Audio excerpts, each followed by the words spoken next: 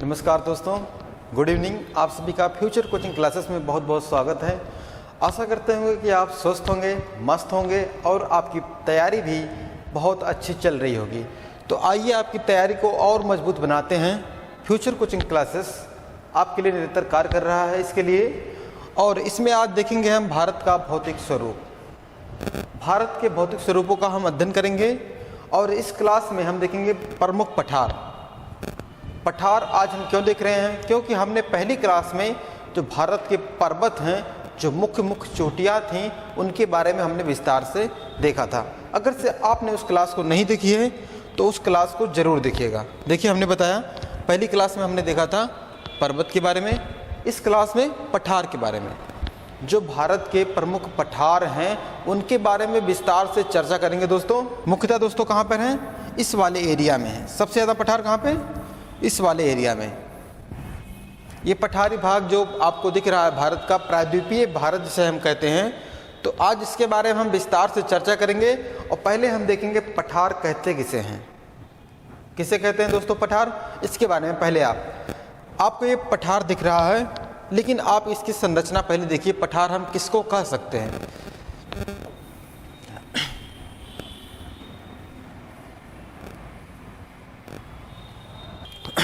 दोस्तों आपको ये डायग्राम दिख रहा होगा, जिसमें से एक पर्वत है, पठार है, पहाड़ है और मैदानी भाग भी है।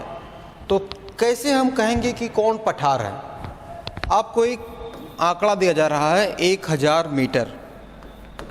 1000 मीटर के ऊपर का एरिया, 1000 ऊपर के मीटर का एरिया जो चोटी नुमा है उसे हम कहेंगे पर्वत। 1000 से कम का एरिया समतल होगा तो उसे हम कहेंगे पठार। ये बात आप ध्यान देंगे। और 1000 कम से जो एरिया है और चोटी नुमा है तो दोस्तों हम उसे क्या कहेंगे? पहाड़ कहेंगे। उसके बाद नीचे वाला मैदानी भाग कहलाता है। आइए आगे देखते हैं हम पठार के बारे में, इसके प्रकार के बारे में। पहले प्रकार के देखने से पहले हम देखेंगे महत्व के बारे में। क्या देखेंगे दोस्तों? महत्व। ये खनिज संसाधनों का भंडार है पठार खनिज संसाधनों का भंडार है। और पठार में कृषि का कार्य बहुत बड़ी मात्रा में होता है। काली मिट्टी पाई जाती है, इसलिए कपास की खेती बहुत ही महत्वपूर्ण है इस एरिया में। तीसरा देखेंगे हम वनस्पति जो होते हैं, वनस्पति होती हैं पठार में, उनके बारे में हम देखेंगे। कौन सी वनस्पति कहाँ पाई जाती है, कौन सा पठार में कृषि अधिक होती है, किस पठार में खनिज भंडार सबसे अधिक है, और देखेंगे कौन से पठार में जलप्रपात हैं, और जलप्रपात जहाँ होगा तहाँ विद्युत उत्पादन होगा। तो आइए इसके बारे में हम विस्तार से देखते हैं। पहले इसके बारे में देखने से पहले उसके प्रकार के बारे में देखेंगे। जैसा कि हमने बताया पठार, ये समतल वाले एरिया को हमने पठार कर दिया, हाँ? तो लेकिन ऐसा नहीं है। पठार कई प्रकार के होते हैं। कुछ प्रकार के होते हैं जैसे गुंबद के नुमा होते हैं। आइए देखते हैं वो कैसे कैसे पठार हैं जो आपको देखने के मिलेंगे एग्जाम में। आपको दिख रहा होगा, पहला है बाह्य जनित बल द्वारा निर्मित पठार। तो उनमें से आपका आ जाएगा हिमानी द्वारा निर्मित पठार, पवन द्वारा निर्मित पठार और जल द्वारा निर्मित पठार। हिमानी द्वारा दोस्तों, जैसे हिमानी कहते हैं ग्लेशियर होता है, ग्लेशियर जो बड़ा सा रहेगा, ऊंचा रहेगा, पर्वत रहेगा, हल्का सा पिघल गया तो हिमानीय पठार। अगला है पवन द्वारा। अगर से कोई पठार है, चोटी है, हवाओं द्वारा इसके ऊपर का भाग कटता गया, एक दिन ये पठार बन जाएगा। जल द्वारा, अगर से यही चोटी है, यहाँ से पानी बह रही है, ऊपर से ग्लेशियर बह रहा है, तो धीरे धीरे क्या होगा, ये जल द्वारा कटाव होगा और ये पठार बन जाएगा। आगे देखते हैं दोस्तों हम। अगला है बाह्य जनित बल द्वारा। इसमें से कौन कौन सा आता है? पहला आ जाता है अंतर पर्वतीय पठार। अंतर पर्वतीय पठार किसे कहेंगे दोस्तों? देखिए, जहां दो पर्वत श्रेणियां होंगी और उसके बीच में जो पठार होगा उसे अंतरा पर्वत या कहेंगे अंतर पर्वतीय पठार कहेंगे। दो पर्वतों के बीच का जो स्थान रहेगा तो उसे अंतर पर्वतीय पठार कहा जाता है। ये बात आप ध्यान देंगे। अगला है गिरिपद पठार। दोस्तों, गिरि का मतलब होता है पर्वत, और पर्वत के बगल वाला एरिया गिरिपद पठार, मतलब पर्वत के बगल वाला एरिया गिरिपद पठार। ये बात समझ गए होंगे आप। अगला है गुंबद नुमा पठार। ऐसा कोई पठार आपको दिखेगा जो गुंबद नुमा हो। गुंबद नुमा मतलब जैसे आप देख रहे होंगे ये पठार, ये हल्का सा भाग उठा हुआ है ज़मीन से और ये गुंबद नुमा दिख रहा है। जैसे आपने देखा होगा जब टेंट लगता है, शादी ब्याह होता है तो उसमें टेंट लगता है तो गुंबद नुमा दिखता है ना, तो उसी प्रकार से कह रहा है ये कि गुंबद नुमा पठार कौन होते हैं। अगला है महाद्वीपीय पठार। अब महाद्वीपीय पठार कौन सा होता है? जो पठार महाद्वीप के समीप होता है उसे महाद्वीपीय पठार कहेंगे। जैसे अपने भारत का प्राद्वीपीय पठार है तो वह एक महाद्वीपीय पठार है। अगला देखते हैं सागर तटीय पठार। सागर तटीय पठार उसे कहते हैं जो सागर के तट पर रहे उसे सागर तटीय पठार। जाहिर सी बात है, इसमें कोई बड़ी बात तो नहीं है कि याद नहीं होगा। आइए आगे देखते हैं हम। हमारा तीसरा है अपर्दन। अपर्दन के आधार पर पठार, जैसा है तरुण पठार, पौड़ पठार, जीर्ण पठार। अब आप इसको ऐसे रिलेट कर सकते हैं जिस प्रकार से एक छोटा सा बच्चा होता है, युवा अवस्था, किशोरावस्था और वृद्धावस्था, तो ठीक उसी प्रकार से इन पठारों का प्रकार दिया गया है आधार के, जीवन चक्र के आधार पर, मनुष्य के जीवन चक्र के आधार पर। जैसे हम देखते हैं किसी व्यक्ति को एक छोटा सा बच्चा है, बड़ा हो गया, एक दिन मर जाता है आदमी, तो उसी प्रकार से तरुण पठार, पौण पठार, जीर्ण पठार मतलब वृद्धावस्था के बाद खत्म। अब देखते हैं जो भारत के पठार हैं उनके बारे में। आपको दिख रहा होगा भारत के पठार हैं। पहले आप देखिए यहाँ पे लिखा है अंतर पर्वतीय पठार। इसमें कौन सा पठार आता है दोस्तों? तिब्बत का पठार आ जाता है। ये बात आप ध्यान देंगे, तिब्बत का पठार किस में आता है? अंतर पर्वतीय पठार में। और पर्वत पादीय मतलब पर्वत के समीप या पर्वत के पद में है कौन सा पठार? अपलेशियन पठार, पेंटागोनिया का पठार, जो अगर से हम देखें ये आते हैं। महाद्वीपीय पठार हमने बताया कौन सा है दोस्तों? दक्कन, रांची का पठार, ये सब शिलांग का पठार, ये सब आ जाते हैं महाद्वीपीय पठार में। अगला है तटीय पठार। तटीय पठार जो जैसे भारत का कोरोमंडल तट है वहाँ पे जो पठार हैं उसे हम कहते हैं तटीय पठार। ठीक है दोस्तों। अब देखिए कुछ पठार आपको दिख रहे होंगे दृश्य में। जैसे ऊपर वाला दिख रहा होगा बुंदेलखंड का पठार, छोटा नागपुर का पठार, इधर शिलांग का पठार, और ये दक्कन का पठार, मालवा का पठार और बघेलखंड का पठार, और नीचे आपको दिख रहा होगा कर्नाटक का पठार, तेलंगाना का पठार। ये जो मुख्य पठार है, आइए सबके बारे में हम डिटेल से देखते हैं। पठार क्या दोस्तों? पठार। ये बात आपको क्लियर हो गया होगा। उसको देखने से पहले आपको ये बताना पड़ेगा कि जो पठार हैं इनको दो भागों में बांटा गया है। किन भागों में? दो भागों में पठारों को बांटा गया है। क्यों बांटा गया दोस्तों? रीजन ये है कि जो समय पहले क्या था, ये सब एक ही था इस वाले एरिया में, लेकिन दरारीय उद्भेदन के कारण यहाँ पे जो एरिया है यहाँ पे दरार हो गया और वहाँ से नदियाँ निकलने लगी और पठारों को दो भागों में बांट दिया गया। अब हम देखें दरारीय उद्भेदन से कौन सी है? नर्मदा नदी निकलती है। वो नदी है जो भ्रंश घाटियों से होकर गुजरती है, इसलिए दरारीय उद्भेदन यहाँ पे एरिया में ज़्यादा हो गया है। पठारों का अलगाव हो गया है नदियों के माध्यम से। ठीक है दोस्तों, आइए देखते हैं हम। पहला देखेंगे हम बुंदेलखंड का पठार। ये पठार दोस्तों बहुत ही इम्पॉर्टेंट है। किसके लिए? उत्तर प्रदेश के लिए, क्योंकि इसका जो क्षेत्र है उत्तर प्रदेश मध्य प्रदेश एरिया में आता है बुंदेलखंड के पठार का। तो देखिए बुंदेलखंड का पठार आपको यहाँ दिख रहा है, छोटा सा भाग उत्तर प्रदेश और कुछ भाग मिल रहा है मध्य प्रदेश का। ये उत्तर प्रदेश के लिए इस महत्व है क्योंकि यहाँ पे जो खदानें हैं, यहाँ पे खनिज संसाधन मिलते हैं, बहुत मात्रा में पाए जाते हैं उत्तर प्रदेश के लिए। आइए देखते हैं अगला हम बघेलखंड का पठार। यह भी पठार उत्तर प्रदेश में हल्का सा टच करता है और मध्य प्रदेश का बहुत ज़्यादा एरिया इसके अंडर में आता है। तो कहाँ पर है दोस्तों बघेलखंड का? देखिए हल्का सा टच कर रहा है ये उत्तर प्रदेश को और नहीं तो ये मध्य प्रदेश का बहुत अधिक भाग टच करता है बघेलखंड का पठार। क्लियर दोस्तों यहाँ तक। अब देखते हैं आगे हम बघेलखंड के पठार को देखने से देख चुके हैं हम। अब देखेंगे मालवा का पठार। आपको यहाँ पे दिख रहा है मालवा का पठार। मालवा का पठार कहाँ पे है? मध्य प्रदेश और राजस्थान में है मालवा का पठार, और इसी के बगल में है राजस्थान और मध्य प्रदेश में वो भी टच करता है। कौन सा है? मेवाड़ का पठार। यहाँ वाले एरिया में छोटा सा है मेवाड़ का पठार। आप ध्यान देंगे मेवाड़ का जो हिस्सा है वो काली मिट्टी के लिए बहुत फेमस है। यहाँ पे कपास चना बहुत ही अधिक मात्रा में होते हैं। मालवा का पठार देखिए, इसका जो विस्तार है किस साइड में है? मध्य प्रदेश और राजस्थान में है, और इसका जो ढलान माना जाता है गंगा नदी की तरफ है, क्योंकि सोन नदी, केन नदी जो इस साइड की नदियां हैं ये आके यमुना नदी, गंगा नदी में जो मिलती हैं, इसी के अनुसार बताया जाता है कि इसका जो ढलान है उत्तर पूर्व एरिया में है। ये बात आप क्लियर हो गई होगी। और अब देख रहे होंगे आपको यहाँ पे कुछ पर्वत दिख रही होंगी। कौन सा है? विंध्याचल पर्वत श्रेणी है। विंध्याचल पर्वत श्रेणी आपको दिख रहा है, और यहाँ की जो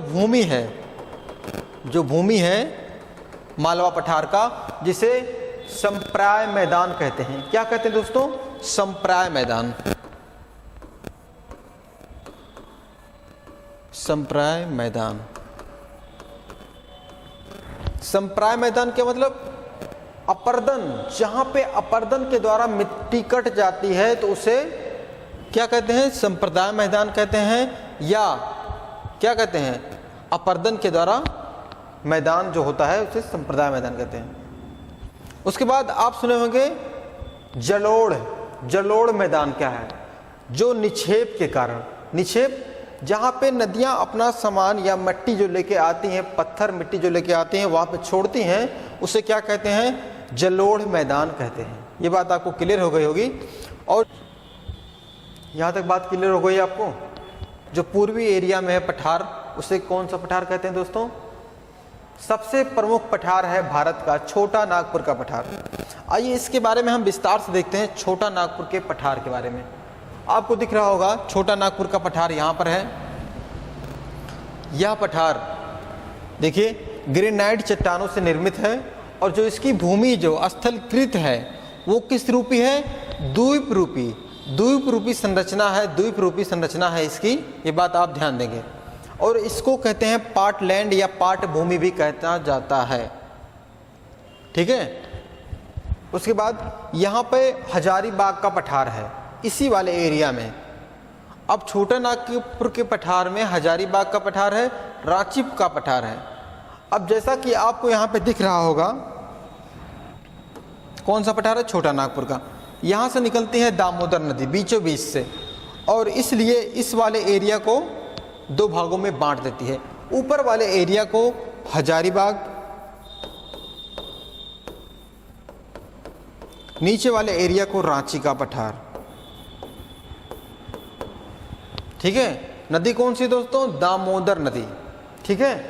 अब देखिए हम हजारीबाग के पठार जो है, ऊपर वाला एरिया ग्रेनाइट चट्टानों से बनी है। ये बात आप ध्यान देंगे। अगला है पलामू क्षेत्र। अब ये पलामू क्षेत्र कहाँ पे दोस्तों? पलामू क्षेत्र आपको मिल जाएगा, जो छोटा नागपुर पठार है उसका पश्चिमी भाग का जो एरिया है उसे पलामू क्षेत्र कहते हैं। उस पलामू क्षेत्र में विंध्याचल श्रेणी की चट्टानें भी पाई जाती हैं। देखिए यहाँ पे ही कहा गया है। अब रांची के पठार की जो ढाल है किस साइड में है? नीचे की तरफ है, जिसे कहते हैं दक्षिण पूर्व एरिया में है। और हजारीबाग के पठार का जो ढलान है वह दोस्तों किस साइड में है? वो दक्षिण की तरफ है। ऐसा हम कैसे कह सकते हैं?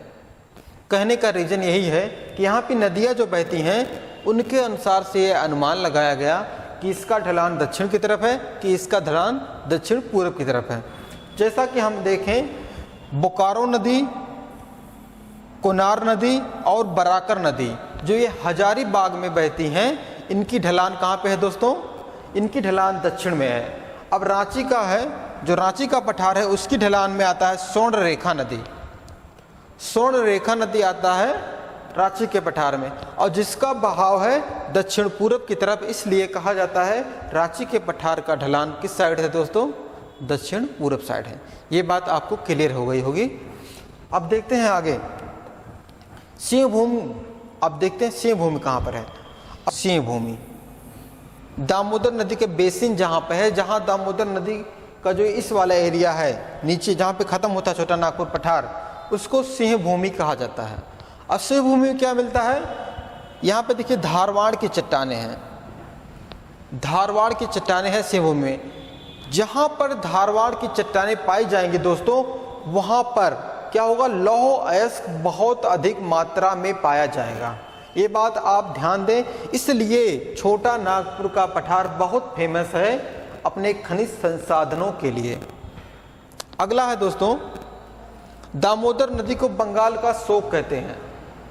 क्यों कहते हैं, क्योंकि जो यहाँ पे नदियाँ हैं, पठार वाला एरिया है, जब पठारों से नदियाँ स्पीड से निकलती हैं, तेजी से निकलती हैं, तो जब जहाँ पे उसका फैलाव होगा तो वहाँ पे क्या होगा, जहाँ पे वो नदियाँ फैलाव से पहुँचेंगी तो वहाँ पे तबाही मचा देंगी। इसलिए जब ये नदियाँ स्पीड से निकलकर पश्चिम बंगाल में पहुँचती हैं तो वहाँ पे तबाही मचा देती थी, इसलिए बंगाल का शोक कहा जाता था। लेकिन ऐसा क्या हुआ, अब देखिए, अब इसे वर्तमान में बंगाल का वरदान कहा जाता है। वरदान कहा जाता है, ऐसा क्यों दोस्तों, वरदान कहने का रीज़न यही है कि इस वाले एरिया में एक बना दिया गया बांध। जब यहाँ से नदी निकलती गई पश्चिम बंगाल साइड में, तो वहाँ पे बना दिया गया बांध, जिससे पानी को कंट्रोल किया जा सके।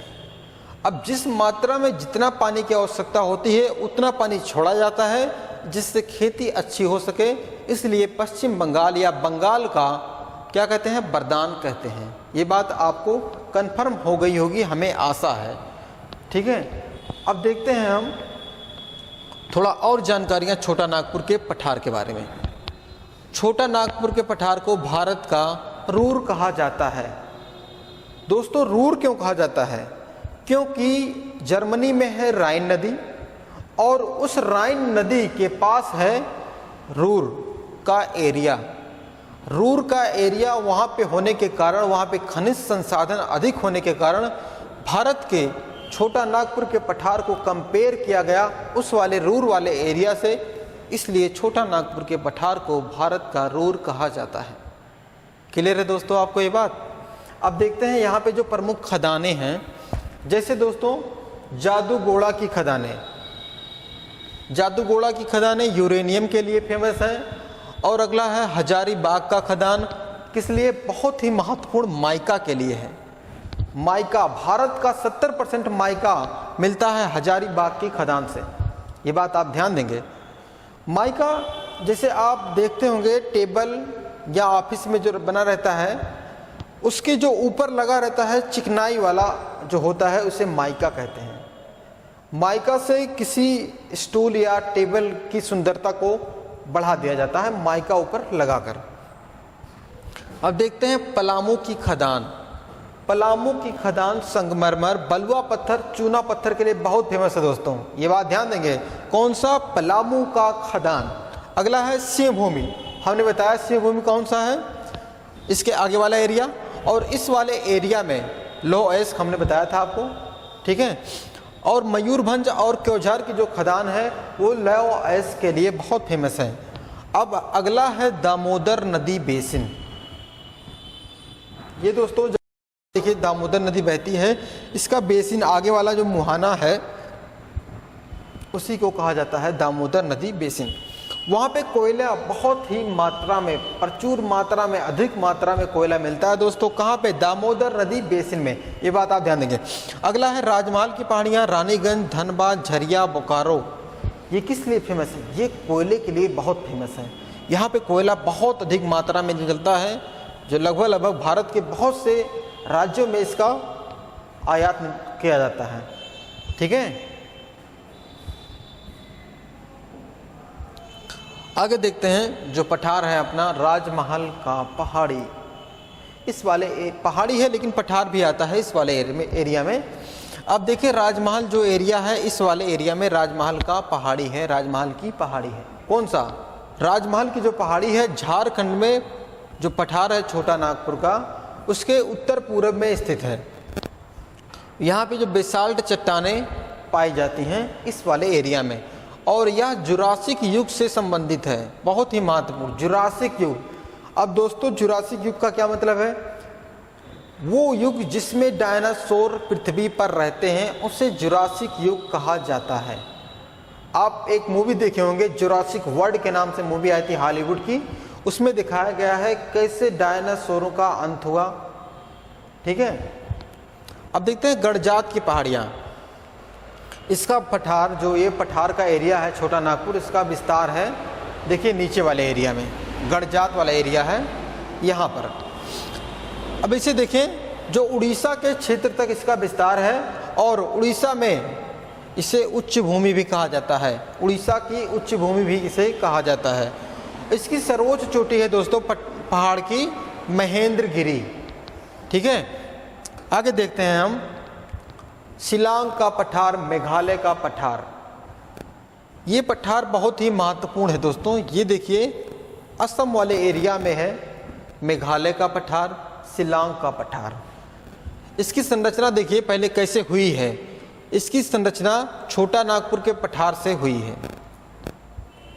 ये छोटा नागपुर के पठार का भाग माना जाता है। ठीक है दोस्तों, और अब देखिए आपको यहाँ पे दिख रहा होगा शिलांग का पठार यहाँ पे है, छोटा नागपुर का पठार यहाँ पे है। तो ये कैसे छोटा नागपुर के पठार का हिस्सा है, आइए इसके बारे में हम देखते हैं। आपको पता होगा अरुणाचल प्रदेश से होते हुए ब्रह्मपुत्र नदी आती है, और उत्तर प्रदेश से होते हुए बिहार साइड से गंगा नदी आती है। तो ये नदियों का जो मुहाना है बंगाल में, इसलिए यहाँ की जो भूमि है नीचे बैठ गई है और यह पठार नहीं कहलाता है वर्तमान में। अब इसे कहते हैं मालदा गैप। ठीक है दोस्तों, मालदा गैप कहा जाता है। जो बीच का स्थान है इसे क्या कहते हैं दोस्तों? मालदा गैप कहते हैं। ये बात आप ध्यान देंगे। और इसी वाले एरिया में मालदा गैप वाले एरिया में क्या है? सुंदरवन का डेल्टा है, आप सब जानते हैं, जहाँ पर मैग्रोव वन की वनस्पतियाँ पाई जाती हैं, जो जैव विविधता के लिए बहुत ही धनी क्षेत्र माना जाता है। अब यहाँ पे देखिए मेघालय में जो पहाड़ हैं, पठार हैं, इनकी जो चोटियाँ हैं पश्चिम से पूर्व में बहुत ही इंपॉर्टेंट है। एग्जाम में बार बार पूछा जाता है कि जो मेघालय का पठार है उसकी जो पहाड़ियाँ हैं क्रम बताइए पश्चिम से पूर्व में। गारो, खासी, जयंतिया, आप क्रम ध्यान देंगे। गारो है, खासी है, जयंतिया है। ठीक है दोस्तों, आइए थोड़ा सा और देखते हैं मेघालय के पठार के बारे में। यहाँ पे देखिए धारवाड़ की चट्टानें पाई जाती हैं। शिलांग के पठार के पास धारवाड़ की चट्टानें पाई जाती हैं। उसकी संरचना बताई जाती है कीप रूपी है। कीप रूपी होने के कारण जब यहाँ पे हवाएं, मौसमी हवाएं पहुँचती हैं तब उलझ जाती हैं। उलझने का मतलब बाझ जाती हैं। वहाँ पे जो पहाड़े हैं उसके बीच में आ जाती हैं, जिसके कारण से वहाँ पे ज़्यादा बारिश होती है। ठीक है, अब देखिए आपको दिख रहा होगा चेरापूंजी। चेरापूंजी क्यों फेमस है? वर्ष भर में एक माह में सबसे अधिक बारिश होने वाला एरिया है तो चेरापूंजी है। अगला है मानिसराम। वर्ष भर में सर्वाधिक औसत वर्षा कहाँ पे होती है? मानिसराम में। अब देखिए यहाँ पे जो क्षेत्र है चूना पत्थर, यूरेनियम, कोयले जैसे खदानों का भंडार है। आप ये बात ध्यान देंगे। सबसे मुख्य बात है, क्वेश्चन यहाँ से बन जाएगा आपका एक, भारत का सबसे गीला पठार कौन सा है दोस्तों? मेघालय का पठार, जिसे शिलांग का पठार कहते हैं, भारत का सबसे गीला या शुष्क पठार हम कह सकते हैं। ये बात आपको क्लियर हो गई होगी, हमें आशा है। अगर से आप हमारे चैनल पर नए हैं, हमारे चैनल को सब्सक्राइब करना ना भूलिएगा। हमारा कंटेंट आपको अच्छा लग रहा है तब भी चैनल को सब्सक्राइब करना ना भूलिएगा। अपने दोस्तों के पास शेयर करिएगा और अधिक से अधिक लोगों को इसके बारे में बताइए कि यहाँ से कंपटीशन की तैयारी कराई जाती है और किस प्रकार कराई जाती है, बेहतरीन कंटेंट के साथ कराई जाती है। ठीक है दोस्तों, आइए देखते हैं अगला पठार। अगले पठार में आता है महानदी बेसिन, जिसे छत्तीसगढ़ बेसिन कहा जाता है। तो ये दोस्तों कहाँ पर है? महानदी। महानदी मैकाल पर्वत से निकलती है और ये छत्तीसगढ़ के पास में है और छोटा नागपुर के पठार के नीचे है। ठीक है दोस्तों, अब देखते हैं इसके बारे में। इसका विस्तार छत्तीसगढ़ और उड़ीसा में है, ये बात आप ध्यान देंगे। इसका जो निर्माण हुआ है अवतर या धसाव के कारण हुआ है। धसाव हमने बताया जैसे मालदा गैप है उसका भी धसाव हो गया है, तो ठीक उसी प्रकार से जो वहाँ की पहाड़ियाँ थीं, वहाँ के जो पर्वत थे वह नीचे बैठ गए हैं और इसलिए इस पठार का निर्माण हुआ है, जिसे छत्तीसगढ़ या महानदी बेसिन का पठार कहा जाता है। ठीक है दोस्तों, आगे देखते हैं। हमने बताया महानदी मैकाल पर्वत से निकलती है और बंगाल की खाड़ी में जाके गिरती है। उसके बाद महानदी बेसिन में गोंडवाना लैंड की चट्टानें पाई जाती हैं। सबसे बड़ी बात यहाँ की है इस पठार की, यहाँ पे गोंडवाना लैंड की चट्टानें पाई जाती हैं।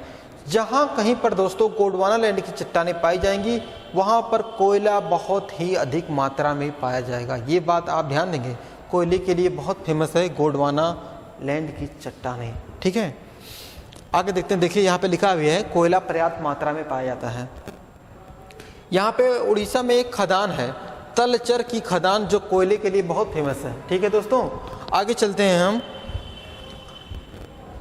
दंडकारंड या बस्तर का पठार, दंडकारंड या बस्तर का पठार। यह पठार देखिए दोस्तों छोटा नागपुर पठार के दक्षिण में है। इसका विस्तार जो है उड़ीसा, छत्तीसगढ़, महाराष्ट्र, आंध्र प्रदेश, तेलंगाना में है। यहाँ का जो पठार है बहुत ही ऊबड़ खाबड़ है, मतलब समतल एरिया नहीं है, वहाँ पे ऊबड़ खाबड़ है। ठीक है, और देखते हैं यह खनिज संसाधनों की दृष्टि से काफ़ी धनी एरिया है। खनिज संसाधन जैसे यहाँ पे देखिए टिन धातु, टिन धातु दंडकारंड पठार से बहुत ही अधिक मात्रा में पाया जाता है।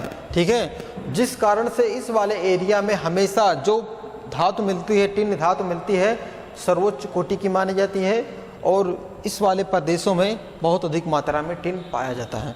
आगे देखते हैं, यहाँ पे लिखा है गोदावरी की सहायक नदी इंद्रावती।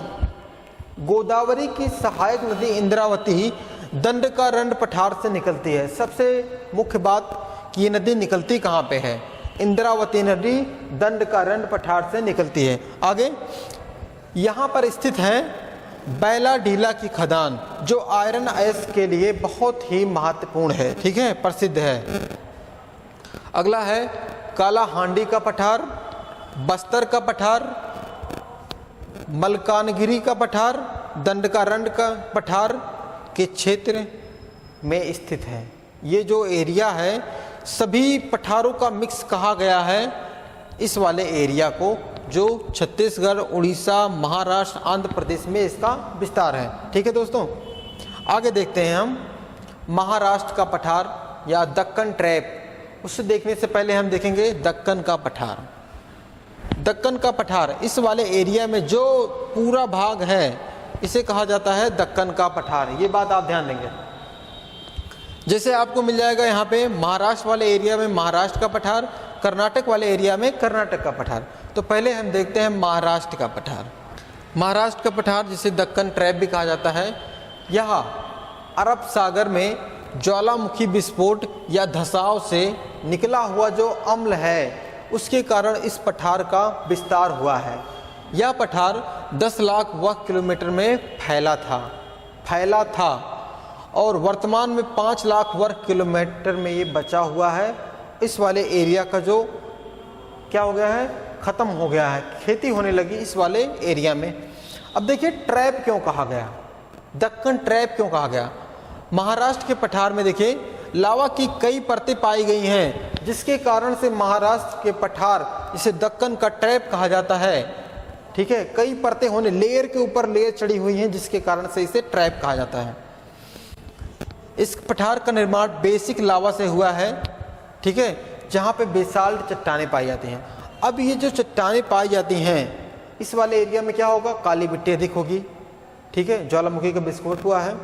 देखिए यहाँ पे लिखा है इस पठार में काली मिट्टी भी पाई जाती है और इसका जो विस्तार है चट्टानों का। जैसे देखिए वर्धा, वेनगंगा बेसिन, रत्नागिरी का बेसिन, यहाँ पे जो चट्टानें पाई जाती हैं इस एरिया में बहुत अधिक मात्रा में पाई जाती हैं। अब देखते हैं इस पठार से कौन कौन सी प्रमुख नदियाँ निकलती हैं। तो दोस्तों गोदावरी, भीमा, कृष्णा, वर्धा, वेना, गंगा जो है यहाँ के प्रमुख नदियाँ हैं इस पठार की। ये बात आपको क्लियर होनी चाहिए कि कौन कौन सी नदियाँ कहाँ से निकलती हैं, दक्कन के पठार से निकलती हैं। ठीक है दोस्तों, अब देखते हैं यहाँ की जो सर्वोच्च चोटी है इस पठार की, जिसे कहते हैं, क्या कहते हैं दोस्तों, कलसुवई। ठीक है, कलसुवई यहाँ की सर्वोच्च चोटी है। आपको यहाँ पे पहाड़ियाँ मिल जाएंगी, जैसे हरिश्चंद्र की पहाड़ियाँ, वाला घाट की पहाड़ियाँ, सतमाला की पहाड़ियाँ और अजंता की पहाड़ियाँ यहाँ की जो प्रमुख पहाड़ियाँ हैं। ठीक है दोस्तों, आइए आगे देखते हैं कर्नाटक का पठार, जिसे धारवाड़ का पठार भी कहा जाता है। हमने बताया महाराष्ट्र के नीचे कर्नाटक है, कर्नाटक वाले एरिया को कर्नाटक का पठार कहा जाता है। यह पठार किस है, पश्चिमी घाट से सटा हुआ है, पर्वतीय संलग्न पठार, जिसे मालनाड कहते हैं। ठीक है दोस्तों, और देखिए यहाँ की जो पर्वत की चोटी है बाबू बूदन, ठीक है, जिसकी सर्वोच्च चोटी है मुल्लयनगिरी। आप ये बात ध्यान देंगे। देखिए मालनाड के संलग्न पूर्व अपेक्षाकृत कम ऊंचे पठारीय क्षेत्र, ठीक है, कम ऊंचे पठारीय क्षेत्र हैं, जिसकी औसतन ऊंचाई बेंगलुरु के पठार व मैसूर के पठार को कहते हैं। जहाँ पे औसतन ऊंचाई कम है जिसे बेंगलुरु का पठार कहेंगे और मैसूर का पठार भी कहा जाता है। ठीक है, और इस वाले एरिया में लौह अयस्क बहुत ही अधिक मात्रा में पाए जाते हैं। ठीक है दोस्तों, अब देखते हैं इसकी जो प्रमुख नदियां हैं इस पठार के पास बहती हैं, जैसे कृष्णा नदी, कावेरी नदी, तुंगभद्रा नदी, शरावती नदी, बराही नदी, भीमा नदी, घाटप्रभा नदी व मालप्रभा नदी। ये प्रमुख नदियां हैं, ये बात ध्यान देंगे। अब नदियां इतनी ज़्यादा हैं तो क्या होगा दोस्तों, यहाँ पे जलप्रपात भी रहेंगे। ठीक है, जैसे देखिए शरावती नदी में जोग या गरसप्पा, जिसे महात्मा गांधी जलप्रपात कहा जाता है, ये किस नदी पे है, शरावती नदी पे है। ठीक है, और देखिए कावेरी नदी में है शिव समुद्रम जलप्रपात, कावेरी नदी पर। ठीक है, और वराही नदी कहाँ पर है, कर्नाटक के पास है, और कर्नाटक के शिमोगा जिले में कुचिकल जलप्रपात है, जो भारत का सबसे ऊंचा जलप्रपात है। आइए और देखते हैं लद्दाख का पठार। लद्दाख का पठार बहुत ही महत्वपूर्ण पठार है। जिस प्रकार से असम वाले एरिया में शिलांग का पठार महत्वपूर्ण रखता है अपने लिए, उसी प्रकार से लद्दाख वाले एरिया में लद्दाख मायने रखता है भारत के लिए। अब देखिए लद्दाख का पठार प्रायद्वीपीय पठार का भाग नहीं है, सबसे बड़ी बात यह है, और यह लद्दाख में है। हमने बताया यह भारत का सबसे ऊंचा पठार है। भारत का सबसे ऊंचाई पर होने वाला पठार अगर से कहा जाए आपसे तो लद्दाख का पठार आप ध्यान देंगे। यह भारत का सबसे सूखा पठार है। सूखा पठार, सबसे गीला पठार हमने बताया था आपको क्या है, असम में है शिलांग का पठार, वो सबसे गीला पठार है। सबसे सूखा पठार की बात आएगी तो आप लद्दाख के पठार को ध्यान देंगे। ये हमारा पठार का लास्ट पठार था, जो हमने भारत के प्रमुख पठारों को देखा, जो प्रमुख पठार थे उनकी विशेषताओं के बारे में देखा। तो आपको पठार से संबंधित अगर से कोई भी दिक्कत है समझने में, कंटेंट में, तो आप कमेंट करके हमें ज़रूर बताइएगा। हमारी वीडियो आपको अच्छी लगी है तो वीडियो को लाइक करना ना भूलिएगा। चैनल पर आप नए हैं तो चैनल को सब्सक्राइब करना ना भूलिएगा। बड़ों का सम्मान करें, बुजुर्गों का सम्मान करें और अपने आसपास सफाई बनाए रखें। मिलते हैं नेक्स्ट वीडियो में नए कंटेंट के साथ। जय हिंद,